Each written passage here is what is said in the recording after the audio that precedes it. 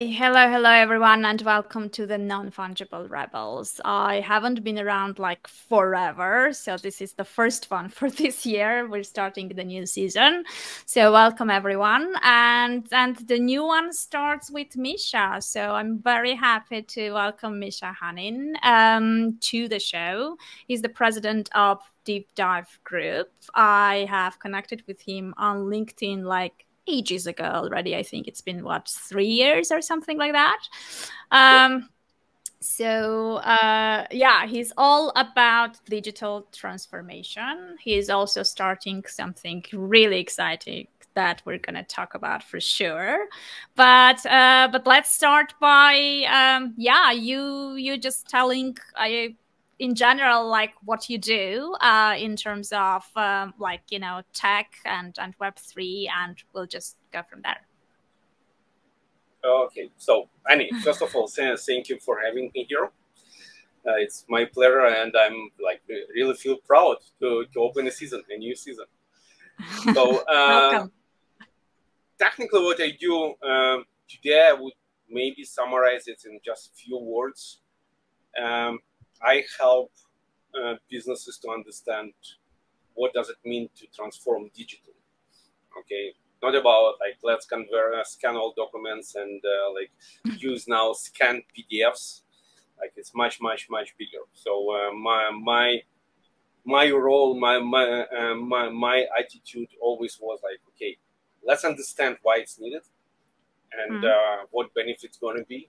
Like forget buzzwords, okay, and let's see how business transforms and how business is leveraging technology to offer something new, to make new ways of doing even the old things, okay, yeah. And really grow. Okay, so this is kind of my role. I personally like love to be involved, and I'm still involved in a lot of projects by myself in different roles, and yeah. This is kind of what I do. I help to connect business and digital world, if I may say so. Okay, so this is kind of what I do. Okay, that's cool. I really loved that, especially the part where you said like without the buzzwords, because I think like, during different conversations that we had, like I'm sure you've heard so much of my rant about sort of, telling the nice stories, not walking the talk, and kind of, using buzzwords, hyping things up, but then like having no substance underneath. So yeah, buzzwords are yeah, I mean, they are fine, but it's kind of, if it stays at that level, like nothing is going to change anyway. So yeah, I like that part. In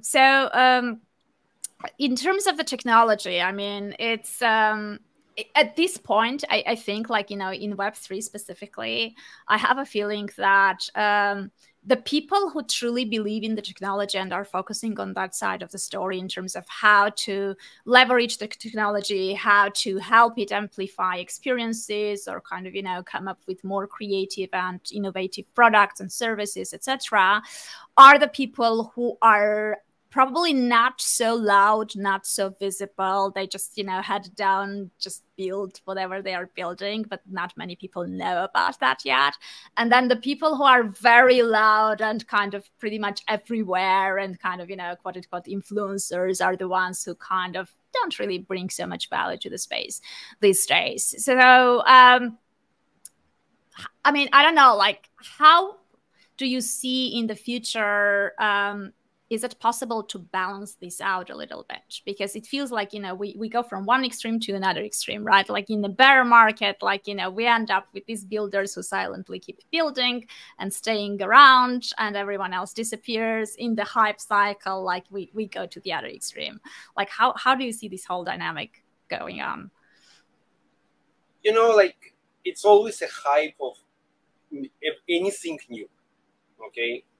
I remember the hype when Uber was just announced and people started to use Uber, and it was like, oh, I'm riding an Uber, right? Yeah. I can imagine what was the hype when the first TV was released on the market. Okay, and people were I remember my childhood. Okay, and when my dad, and it was years ago, installed electrical water heater in our apartment. Okay, Okay. and it was replaced. Like we had a water heater that was actually operated by fire. We needed to create fire to Yeah. heat the water. Like I remember those. Yeah. Yeah. like Yeah. I remember those. Yeah. those chunks of bricks, and like it was crazy. And I remember when it was installed, all our neighbors, probably for 3 months, were coming just to see the installation, how it's built, and like it was a hype. Like it's crazy. And then like everybody wanted to install it, and people were looking for ways to where to buy it, how to buy it, like how to install it, like. And suddenly like people, oh, we're burning the electrical cables in apartment because it's not meant to it. And like suddenly experts pop up, like who knows how to rewire cable. Like it's always Yeah. the same buzz. Okay, uh, what I would say will happen when we will get to the level that it's becoming everyday part of our life. So, for example, Yeah. today nobody talks about radio, nobody talks about TV, nobody talks about cell phones. Okay, nobody cares. It's already kind of embedded in our life that we even don't realize that we use this, that we consume. True. We only realize our dependency on this technology when something goes down. So when Facebook was almost a day down, and nobody was able to use WhatsApp, nobody was able to use Instagram and Facebook and all that, suddenly like, oh my God, our life's so dependent on Facebook. What a disaster, right? Yeah. End of the world. End of the world, right? So when we will get to the level that this technology piece, doesn't matter what we're talking about, if it's a Web3, if it's whatever new tech, like now everybody is getting crazy about AI. AI. Like I always say AI, right? Because like, come on, guys. Like from technology perspective, probably 80% of things that labeled as AI, it's not AI. It's stupid mathematical, in the best case scenario, ML. Okay, but nothing to do with AI. But another story, don't want to go there. Going back to your question, I would say the moment when we will start living with technology and it will become our part of our day-to-day life, then we will see the like real transformation. Okay, and our life will transform, right, differently. And we observed it. Okay, like I remember beginning of 19th when cell phones started to pop up. Okay, and like, oh, it was crazy. It was crazy about cell phones. I remember and those people, days. People were like, oh, the connectivity is terrible and the battery is dying, and like, but everybody still wanted. And today, like, nobody cares. Nobody cares about even what cell phone they have, whatever. And even the cell phone producers, they're not even advertising cell phone anymore. They're advertising camera, they're advertising speaker in it, they're advertising screen in it, like not cell phone. Yeah, no one uses the phone as like usually. Like you don't make too many voice calls like using it as a phone anyway. Yeah, but so true. So true. I think, but the thing is, like, you know, when you mention all this, it's really cool because, like, you know, when you think about it, like, no one actually knows how all these things that we use in everyday life in terms of tech actually works, and no one actually cares, which is kind of the way to look at it, right? Here in the Web3 space, like, everyone talks about the tech and tries to explain it and tries to educate the masses in terms of what it is and how it works and all that stuff. And I just feel like that's kind of an uphill battle, and it's kind of it doesn't even make sense. Like, I don't really need to know how it works in order to use it, right? So the user-friendly stuff is what they should focus on, and like, you know, let's be honest, like, just to onboard someone like a normie to this space it's such a big deal. It's such a hassle, right? Like, you know, if you really want to onboard someone to a truly decentralized ecosystem, it's gonna take a while to just, you know, to do that. If you ask me, we will go through at least 2 big, massive evolution phases. Okay. Okay. What are those? From a technology perspective. Okay. This is my view. Okay. Sure. First one, I would say when we like, let's say, I don't want to throw to the air numbers, but big number. Let's say when 90% of all businesses will die. Okay, and I believe they will die. Okay, yeah, like in this particular domain, because as you said, nobody gives a fuck. Sorry for my French, about technology. How I do authentication. Who cares? If I go to the restaurant, I don't care how chef cooks my dish. I want to enjoy the dish. I don't care how satellite phone transfers the signal. I consume it. I don't care how film get created. When I go to cinema, I enjoy the film, right? Yep. So when all the buzz, educational buzz, whatever, like I believe it's the recipe for failure. When all those companies will die, okay, and we will be at the first evolution phase. When when new companies will pop up, okay, and I believe it's going to be new companies. Maybe like number companies will adopt and learn, but if they didn't learn for the last 10 years and they're still trying to educate everybody on earth what is Bitcoin, what is blockchain, how it works, and what is Web3 now, and like, who cares? Okay, so and the buzzwords and all those buzzwords. So all those companies that didn't learn the lesson yet, they will die. All of them, no exception. How big they are now. New companies will pop up and will start talk about the value that this technology brings. Yeah. In my example of restaurant, if they will start advertising the product, McDonald's is not advertising how they're growing potatoes, how they do transportation of the potatoes or burgers from farmers. They're not talking about logistics. They're not talking about anything. Yeah. They showing us McDonald's, the French fries, the ice cream, the coffee. They're not talking about like how they're growing those coffee beans, where they're buying them, all the logistics, transparency, like nobody cares. Okay. So when those companies will start showing real value that get created or advanced because of this technology, we will be facing the first evolution. Why I said we're going to probably see two evolutions, 2 cycles of evolution. When we will be somewhere in the middle of the first evolution, we probably will realize that something's still going wrong, and we will need to do a little bit of pivot and adjustments down the road. Okay, and then we will hit real world transformation. Okay, and this is where it's going to be the next level of the breakthrough on the technology level. Exactly, if we will take a look on the industrial revolution that started about 130, 150 years ago, like think about it, thousands of years of human evolution, okay, was like kind of preparation, and then industrial revolution came. When we will take a look when the first transistors get released, like last 50 years of technology, like in electronics and everything, it's insane. It's hard to even consume how fast we were growing and how much we changed. Okay, so I do envision that we will go to 2 big phases, and then this before we will hit a real breakthrough.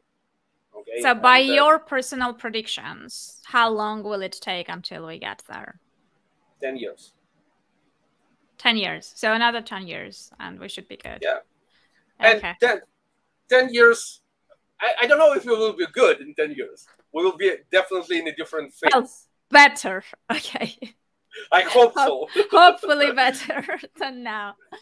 Okay. You know what? I'm quite optimist, right? And when I say like in a better way, in better phase. I do believe so, because if we'll take a look how technology over the whole human history influenced on us, it always progressed, and it always helped us to grow and get to the levels that we didn't even think about it before. Okay, and sometimes it's a harsh lessons. It's really tough lessons and tough times that we are going through. But technology eventually brings good value to what we like to our life. Okay, so I do believe that in 10 years we'll be in a different, better world. So for sure. Okay, makes sense. Yeah, I would tend to agree with you on this one. So yeah, I think there is also another point here, because like I have a feeling that in tech, like specifically in Web3, because that's what I'm more familiar on, right? Like the issue is that we keep creating and building products and services for that specific niche only. So we keep kind of, just feeding the same, like serving the same audience, which is a very small audience compared to, to the masses and to the world. So I have a feeling like, we need to come up with how are we going to use this technology to solve like real problems of, regular people out there, and kind of problems that are, as you said, everyday problems. So we will later on use that product or service on everyday basis, right? And I think we're not, like, very few founders actually look at it from that perspective. It's more about, okay, we have this Web3 crowd, we have these so many wallets, we have these people who are into DeFi. Let's come up with something in DeFi to make it better and to serve these people better, and just get part of the user base from the other services. So I feel like that's kind of, we're just self-serving all the time for years and years in a row, and kind of no one actually has any breakthrough to get out of that bubble from that perspective. Yeah, like I see on this like the same way, and I'm as a like I like to believe that I'm futurist, right? The way I see like the future is going with the and how technology is adjusting, we need to get out of the current thing. Okay, and if you will take a look on the history of blockchain in general, okay, and we like it or not, Web3 tied to the blockchain still, right? If you look on entire history up until now, probably 99% of all implications and all use cases that survived and still with us, it's somehow related to the financial implications, trading. Okay, let's create something and start trading. This is how we make money. Let's lend it. Let's adopt the banking philosophy to the blockchain. Let's try to mix something, whatever. It's still kind of, in many cases, we're looking for a problem to solve. We so invent problems actually very often. Like, we don't even have those problems. But in some cases, we kind of create a solution when we have no problem yet at all to solve. And then like, okay, we have this now. How are we going to deal? Like, where's the problem? So unfortunately, this is what we see right now. Okay, quite a lot. So the financial implication, more for trading, selling and buying and whatever, and just gain capital, like capital gain. Okay, this is all those implications. If then it's not a scammy project, whatever, they still survive and still with us. Okay, despite the market position. Okay, when we will take a look on technology implications, like blockchain implication in outside world, not financially related, we don't really see too much adoption. Okay, despite again all the buzz that help companies through IPO, through publicity, whatever, there's not so much real production use cases of the blockchain. Like many of them, and in many cases, it was amazing proofs. And like the POC was built, MVP was built. Business got a lot of confirmations that this technology is really needed, can help, but it's not adopted. Okay, so I always encourage those business leaders to go and do digging to understand why. It's not technology, something else that prevents the adoption. However, when we will get to the level that we're starting and architects around the world will start creating products by leveraging this technology without emphasizing even, without even talking about it, this is going to be like something unique. Show me today any product on the market. Let's scope it digital product, okay? That where the leader of this company stays on the stage and freaks out about performance of his Oracle or SQL database. Show me one idiot that does it. Come on, nobody. Like, nobody talks about like how they authenticate users. It's kind of, you cannot give someone access to assets, doesn't matter what asset, file on inside corporate storage or VPN connection or whatever, like ticket to the movie. Nobody talks about how they do this. When you go to watch a new cinema, whatever, like, do you really care even how they value scanning the QR code of your ticket before they're letting you in? No, nobody talks about it. Why we non-stop talking about this technology? Technology is amazing for particular use cases, not everywhere. Yeah, I mean, sometimes it just complicates it, right? Like, you know, when you do not actually need blockchain technology and you artificially put it inside, it only complicates stuff. It only makes it harder. I mean, it's just... It's like if you're cooking, preparing a cake, okay? Would you put there ketchup and salt and pepper? Probably not, right? Yeah. So this is the big thing, right? Yeah. I think the issue is... Yeah, go ahead. Sorry. And I also, like, I got involved in a lot of different technology projects outside of the blockchain domain.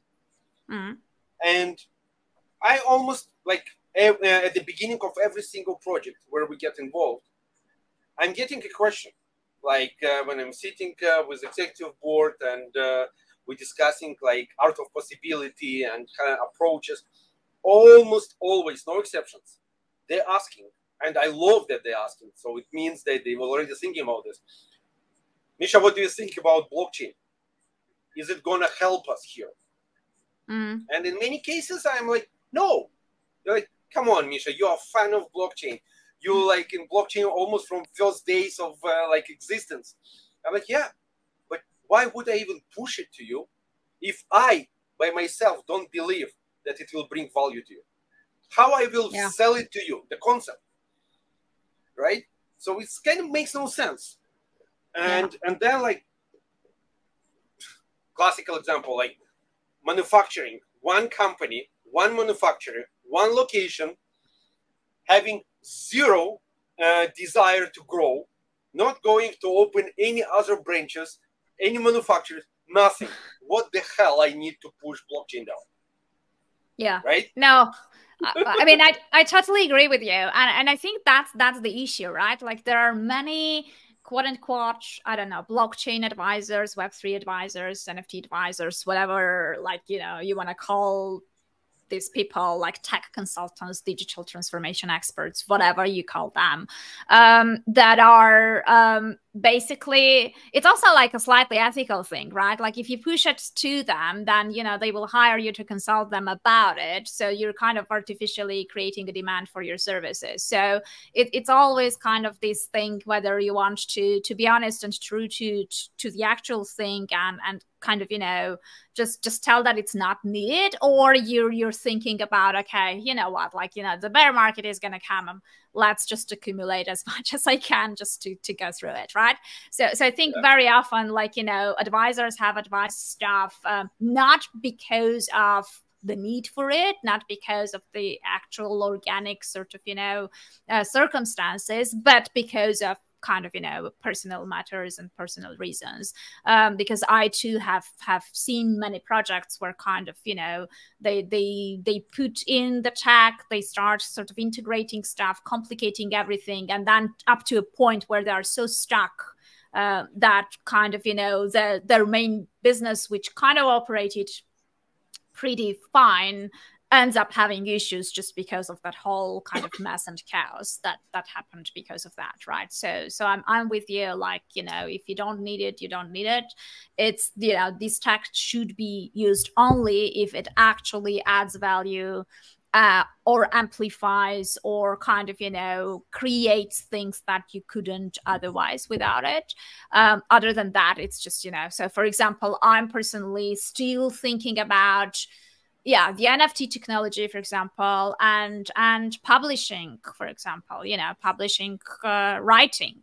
And to me, for now, I haven't found like a good solution, because if you put that into your published books, like, you're just over complicating Amazon purchases. Like, if I can just buy a book through Amazon, why the hell would I actually want to do it through NFTs and wallets and all that stuff, unless it's a collectible with a signature, whatever, like, right? So for now, like, I don't, I'm very passionate about that subject, but I don't really see the need of actually putting additional layers of barriers between me and my readers at the moment, right? So it needs to be kind of, it needs to be where it needs to be. And then, where you kind of can skip it, you have to be honest and kind of, decide to skip it for now until you find a better solution. But I agree with you. Let's move to the, go ahead. Before that, like, I just want to make a really small comment. I don't want to flush to the toilet all the advisors, whatever, just because they do what they do. Like, I actually always ask those business leaders when they ask me about this, even if I don't believe that blockchain is needed in their business. I ask them one question still, okay?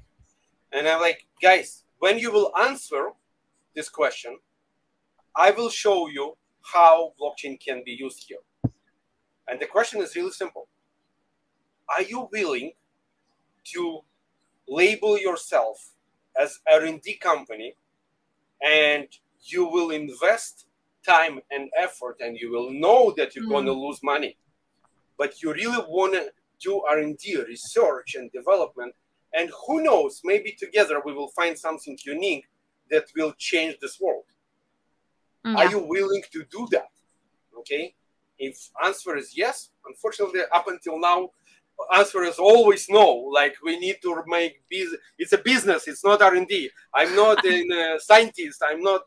We are here to make money. I'm like, okay. Yeah. So let's move on. Okay. This is kind of what I still believe. I believe in R&D. Like, I'm burning so much resources in our company, in our companies, the part of the group, a lot of resources, because we do massive R&D constantly, okay? But this is kind of our niche.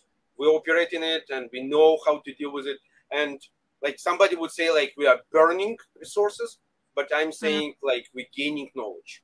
We're gaining knowledge, and this is why I can comfortably talk about almost any domain, technology domain, where I operate. Okay, so this is R&D.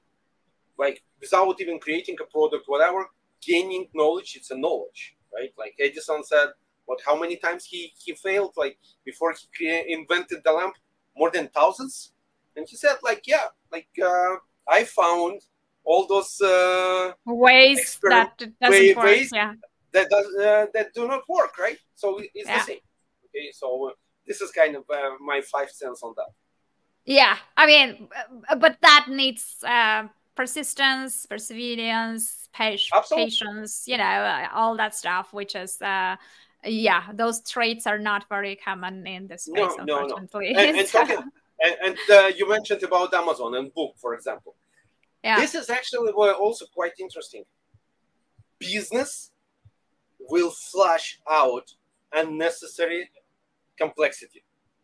Yeah. Okay, where we're going with the like overcome complex approach, we are dying as a business.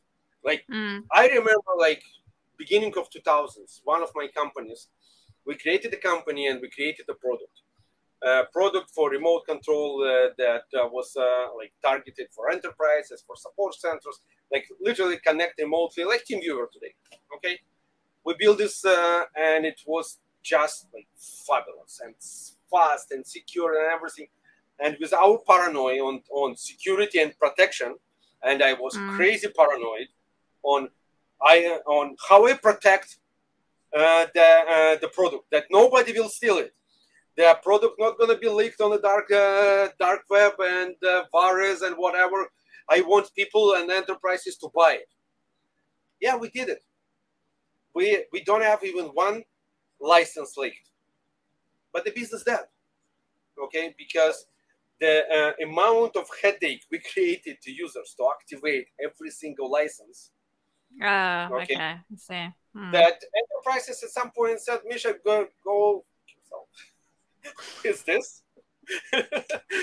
By the way, feel free, because my podcast is labeled as explicit, so it's fine. I know my guests. I know they are gonna do it, so I just labeled it and moved on. So this is kind of what happened, and the product. And when this stupid head realized that this is actually killing the business, was too late, and business is dead. Okay, so we will see the same. Like, and you said, like, why would I overcomplicate my sales cycle? If people want to buy a book, I don't care if 5 versions will be stolen. If I will sell 100. Actually, right? It's an interesting point, because I remember, like, when I was just starting, like, my writing journey, like back like 10 years ago or something, I knew writers who actually leaked themselves their books into those pirate sites, so people will actually download it, because it raised awareness around their books, and then people who were kind of stealing those pirate copies later on were coming to Amazon and buying their other books. So that was kind of a strategy to market their stuff. So it's used by enterprises as well. Oh really? Okay. Oh yeah, like I'll give you 2 examples. Okay, I was involved like in middle of 19th, like end of 19th, and as a technological advisor for one of the companies that were creating some digital product used by enterprise in the storage domain and all that stuff. And one day I saw on one of the forums people like, oh, here's the link for the cracked version that was released 2 days ago. Okay. And I'm coming to the company and going to their CTO. I'm like, what the hell? Like, you guys, like, fucked up. And they're like, oh, Misha, thank you for telling us this, but it's approved by board. One of the developers from the company leaked it. Okay, because we don't care if it's going to be used by technical people like you in your home lab. For me, it's important that people will become familiar with it. Okay. And then enterprises and businesses, they will buy it. I always bring as example Microsoft. If you will remember the Microsoft life cycle from any first version, okay, the security was, here's the serial number. Yeah. Copy it. Annie, call me on the phone. I will give you my serial number. You type it. Boom. You got your version of Windows. You got your version of Office. You got everything. Yeah. Come on. The Microsoft today, 200,000 people around the world. They have brilliant minds. They could have created enough headache that would prevent people from stealing, right? They don't want to do this. Why? Because in the real world, in the business world, business not gonna use stolen version. Okay, Yeah, why? true. Why? And if you using it at home and you becoming familiar with a product, when you coming at work, you forcing your employer to buy you this version, right? I'm oversimplifying, of course, all this concept, but this is the concept. Yeah, yeah. And if you take a look I on get it. all the open source community, how they make money, Yeah. right? They make money on support. They make money on updates. They make money. There's multiple streams how they make money, but they giving us product as open source for free. Just go learn it, fall in love with this product, and that's it. This is what they want. That's the thing. Like, you know, it has to be good, and you know, people have to love it for it to work. Because you know, if you can give out stuff for free, but if it's shit, we're just closing the loop. It has to bring value. It has to be something that brings value that people would love, and then people will pay. Yeah. Okay, so yeah, I totally agree with you. Let's move to the most exciting part. Like, you know, we've been talking about all this stuff, which is, you know, useful. But you know, you have this upcoming project, which is super exciting. so maybe you should show like people where you are broadcasting from, and we can start talking about your upcoming journey. Or you can tell about it, like don't. I will tell because just it's tell still about it. Kind of preparation yeah. So guys, I've seen it. It's true. So whatever he's saying, I've seen the the actual place. So go ahead, the surroundings. So go ahead. So I am right now literally sitting inside the sailing yacht, and that I spent last 2 years to make it as much as possible digitally enabled. And around like beginning of this month, I announced that I'm going to do a world round trip on a sailing boat for the sake of proof and demonstration that technology is truly enabled. And technology helps us technically in every aspect of our life. And yes, I'm a passionate skipper and sailor. And I know like the technology that I'm using today, okay, that wasn't in this sailing world like 50 years ago. This technology allows normal people, not people that like sailing for a life, do crazy things. Okay, so it's literally an enabler. And I'm president of a group of companies, and I'm personally involved heavily in many projects, and many of them I'll be running from the boat. Despite the fact where I'm staying, what I'm doing, if I'm in the middle of Atlantic or whatever, I'll be doing it from here. Okay, so I put quite a lot of thoughts in what could be done and how it could be done, what tech should be embedded in the on the boat. I'm proud to see like during last assessment of the boat last year, I got a statement that this is the most technologically advanced boat in the region. Nice. And it's like, of course, it's in particular class. It's a sailing boat, but it means a lot. Okay, and I got to the level that I can operate this boat like one-handed, like just by myself, without any other help, without crew. Would I do this? Probably not. Like it, why? But it's totally possible. And yeah, and in few days we starting our first leg. So we leaving Dubai, and we'll be sailing to Mediterranean. We are going to Athens. Okay, and then the goal from Athens, the next leg is going to be through Gran Canary and Atlantic crossing toward east coast of North America, Central America, and then we will see how wind will go.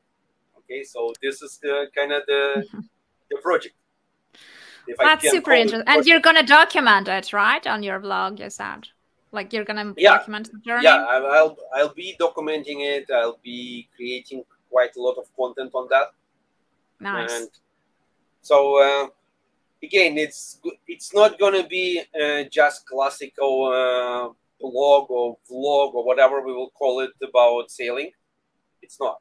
It's more about how technology helps us in everyday life, okay, on everything, okay.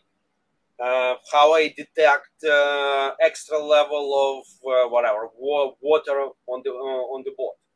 How I measure differently by leveraging technology level of diesel in the tanks. How I communicate with my team during the team meetings. How I'm crafting documents and working on business proposals or something like that when I'm in the middle of the Red Sea. Like, I think that's super cool. I think that's really exciting, and knowing you for so many years, like, you know, I wasn't really surprised. Like, you know, it's kind of, you know, it's pretty extreme and crazy thing to do, but like, you know, knowing you, I'm kind of, you know, yeah, I mean, Misha can pull it off. Like, you know, I'm not that surprised. But how did you come up with the idea in general? Like, you know, you're just combining your passions into one and just coming up with something that mashes those up together, or like, you know? It's actually, I would say, multiple things that happened. So I spent my life, like, more than 30 years in technology domain. Started with cyber, then networking, then altogether cloud, like blockchain development and architecture. Like, all my life I'm in technology. On another side, outside of the tech, I always was the Poseidon. I always was in the sea. I'm passionate about diving, scuba diving. I got to the pro level as a dive master. Right. So I always do. And during the COVID, I actually it was a moment literally at the beginning during the global lockdown where I like literally stayed in a hotel room for really long time. I started to think about it, like, okay, I don't want to be in this self-isolated prison. How I can get a little bit more freedom. And actually, sailing was always my life dream. Like, sea always was my life dream. And during the COVID, I started to think about it much more. And what also happened, I got COVID, and really hard. I remember that. Yeah. And one night, I believe that I'm not gonna see sunrise. Like, I barely survived, and it was before any vaccines, before anything. And 1 month after that, I because immune system was totally destroyed, I got some other virus that actually almost killed me. And thanks to technology, again, I stayed alive. Yes, I spent 2 weeks in the ICU unit, but I really believe, like, no doubts, if it would happen to me 50 years ago, I would die, like 100%. So in those 2 weeks, I realized, like, how life is short. Okay, and we need to live it differently. I decided to live it differently. So when I was dispatched from the hospital, I went back to diving, like crazy diving. I did, like, I have no idea. Like, in 1 year, I did more than 200 dives. Oh, wow. Was doing upgrades on my certificates and everything. And I decided to buy a boat. And I bought a boat. And I didn't know how to operate it, how to sail it. I didn't know anything. Like, I had hours in my hours of watching YouTube videos in my head, but I never operated it. And even the fact that I tried to do really official way, I signed up for the course and I wanted to learn how to operate. I went to the yacht clubs and all that stuff, and I tried, but COVID killed the programs, and the sessions were postponed and postponed and postponed. So long story short, I jumped on the boat with only 4 hours of being on the boat in my life, and together with one other friend, and we sailed from Romania to Dubai in 1 month. And we sailed, and I learned a lot. Fast forward today, I have the highest level of certification. I'm a master of yachts, so it's not a problem for me anymore. But what's important, when we were sailing, and we stayed on the water for entire months. Like we sailed, 2 of us, just 2 people on the boat. We sailed 24/7. Our shifts were like 3 hours shift, like day and night. So I was always thinking on like why it's still operated in ancient ways. Like why we don't use tech here and there. Why? Like a lot of things. And that was coming to my mind. When we get to Dubai, I started to do massive research. And I'm like, it's interesting. Technology is not here at all. At least not on those spots. Like when we're talking about tankers, cruising liners, whatever, yes, they're fully equipped. But when we're talking about sailing yacht, when we're talking about small yacht, not like super luxury yachts, it's not there. So I started to do a lot of R&D by myself. I started to design some tech by myself. I started to look for ways to integrate and interconnect different components, different ecosystems, different things. And I designed my own digital boat. And not just designed, I built it. So I did a lot of rework on my boat. And I said, like it was a mantra in my head always, like, you spent your life on technology. Now, it's another opportunity to demonstrate that technology is really beyond buzzwords. Show to the planet how technology helps outside of the server room. How technology helps outside of like, let's have a video call or let's have like email communication. How it can literally be part of the day-to-day life. So it was sitting in my mind like for about 2 years. I think it's great. It's just. And at some point, I'm like, okay, time to pull the trigger. And I think here we are. It's awesome, and I'm absolutely sure that your experience this time with sailing is going to be completely different than that 1 month with your friend from Romania to Dubai, for sure. Because, like, you've thought this through a lot, so it's going to be very interesting to see you sort of sail, live, and work from the boat and see how it rolls out.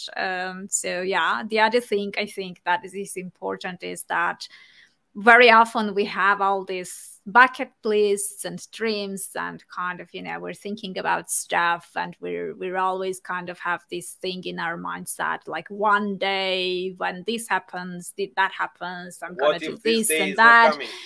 And that's exactly that. Like, why do we have to have like wake up calls in order to pull the trigger and finally go for it, right? So I think like, very often, like, you just have to switch your mindset into, I don't know, maybe even imagining something happened if it didn't, just to push yourself through and go ahead and do the things that you always wanted to do. Because as you said, one day may never come, and then you will end up with all these regrets and dreams that Hanin, don't get me wrong. I'm not trying to encourage anyone to change their life. Yeah, okay? No. I wasn't either. I was just saying. I adjust. So, for example, I'm not dropping what I'm doing. Not at all. Yeah. I'm not stepping down from whenever I am. I'm just doing, maybe it's a wrong word here, but I'm doing a little bit of pivot. How I gonna do things? Yeah, you're doing it your way, basically. You're doing the same thing. So I'm just interconnecting multiple pieces and introducing new way of doing things. And this is what I truly believe real digital transformation is all about. How technology helps us to do even the legacy stuff in a new way, in a more optimized way, in like how. Like last year, my son and I, we did a really small trip. Here in the region, we left UAE, we left Dubai, we went to Oman, and it was 3 days of storm, like rough weather. And at some point, and it already was so natural for me, okay, to constantly kind of validate, like even what I see or what I don't see through technology. Tech probably saved us in at that trip during the storm, because maps not really up to date. Okay, it's another topic that I can talk forever also. And we were navigating, and autopilot was taking us in particular route, and just for the sake of, again, validation and constant monitoring and validation and adjustment, like in a business, like in a technology, right?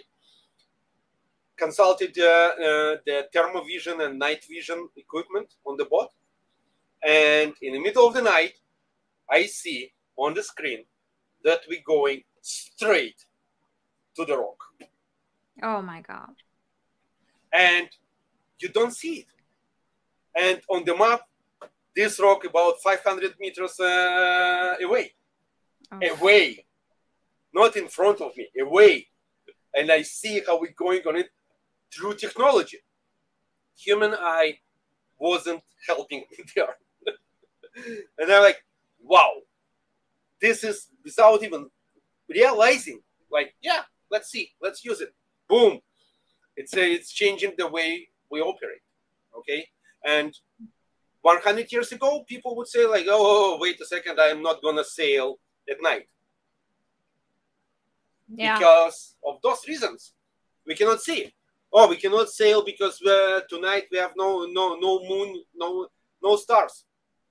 We're going in a pitch black sea. We did it when we were sailing through from Romania. We did it. We had 3 days, actually 3 nights, no stars, no moon, nothing. And that moment we had no tech. So it was a struggle, big struggle. Now, tech is enabled. So yeah. You need to stop me. I can talk about this. No. You're like, no. I was just, trying to evaluate your appetite for risk. So, it feels like this upcoming trip will be less risky than the one you already took. So it should be fine.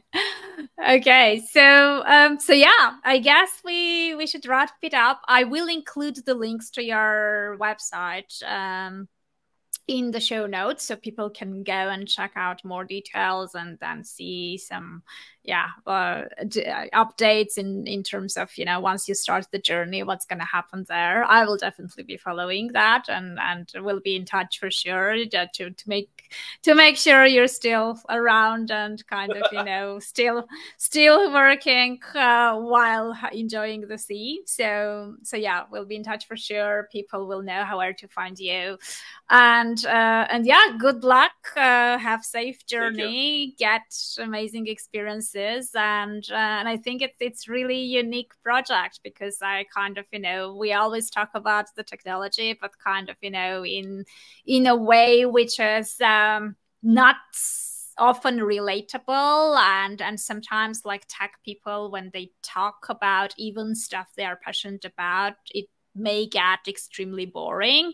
So I think this is going to be way more interesting to follow up on and also learn things about the tech as we go. So yeah, I mean, have a really nice trip and good luck with everything. When are you leaving? In a few days, you said. in few days. Like Okay. we're literally waiting just for paperwork, some stamp, exit permit, and we're good to go. Everything else is ready. Awesome. So bon voyage then, and thank you so much. We'll be in touch. And thank you for the invite, Hanin. Appreciate it. Sure. Okay, so we'll be stopping the live stream. Thank you everyone who was watching. Some will be watching it on replay, and the audio version of the podcast will be coming soon. Take care, everyone. Bye. Bye.